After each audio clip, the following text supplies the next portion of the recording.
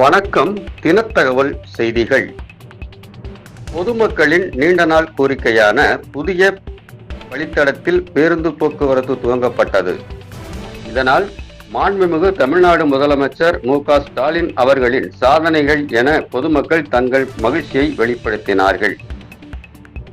சாயல்குடி அருகேயுள்ள அள்ளிக்குளம், கூரான்கோட்டை, வெள்ளம்பல் உள்ளிட்ட கிராமங்களுக்கு பல ஆண்டுகளாக பேருந்து வசதி இல்லாததால் அந்த பகுதிகளைச் சேர்ந்த கிராம மக்கள், பள்ளி கல்லூரிகளுக்கு செல்லும் மாணவர்கள் மிகுந்த சிரமமடைந்து வந்தனர். இதனையடுத்து மாண்புமிகு வனம் மற்றும் கதர் வாரிய தொழில்துறை அமைச்சர் R.S. ராஜகண்ணப்பன் அவர்களிடம் தங்கள் பகுதிகளுக்கு பேருந்து வசதி ஏற்படுத்தி தர கோரிக்கை வைத்தனர். கோரிக்கை குறித்து ஆய்வு செய்த பின் போக்குவரத்து துறை அதிகாரிகளுக்கு அமைச்சர் அவர்கள் உத்தரவிட்டதை அடுத்து அள்ளிக்குளம், கூரான்கோட்டை வழித்தடத்தில் பேருந்து இயக்கப்பட்டது. இந்த புதிய வழித்தட பேருந்தை சாயல்குடி மேற்கு ஒன்றிய கழக செயலாளர் K.S. ஜெயபாலன், கிழக்கு ஒன்றிய கழக செயலாளர் D.M. குலாம் முகைதீன் ஆகியோர் கொடியசைத்து துவங்கி வைத்தனர். இதனால் மகிழ்ச்சியடைந்த கிராம மக்கள் வெடி வெடித்தும் பேருந்துக்கு ஆரத்தி எடுத்தும் தங்களின் மகிழ்ச்சியை வெளிப்படுத்தினார்கள்.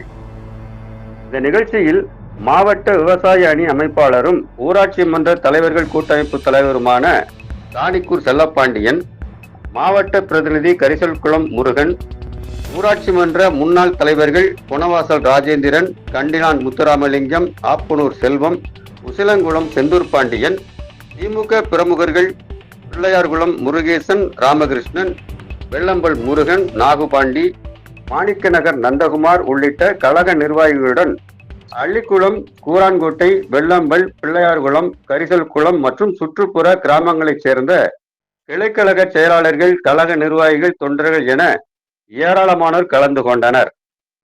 இந்த நிகழ்ச்சிக்கான ஏற்பாடுகளை சாயல்குடி ஒன்றிய மகளிர் அணி செயலாளர் முத்துலட்சுமி முனியசாமி சிறப்பாக செய்திருந்தார். ஆபத்தான நிலையில் ஆட்டோக்களில் பல ஆண்டுகளாக பொதுமக்கள் பயணம் செய்து வந்த நிலையில் அமைச்சர் ராஜகண்ணப்பன் அவர்களின் துரித நடவடிக்கையால் தங்கள் பகுதிக்கு பேருந்து போக்குவரத்து துவங்கியதால் அனைத்து கிராம பொதுமக்களும் அவருக்கு நன்றி தெரிவித்ததுடன் மகிழ்ச்சியாக பேருந்தில் பயணம் செய்து மகிழ்ந்தனர்.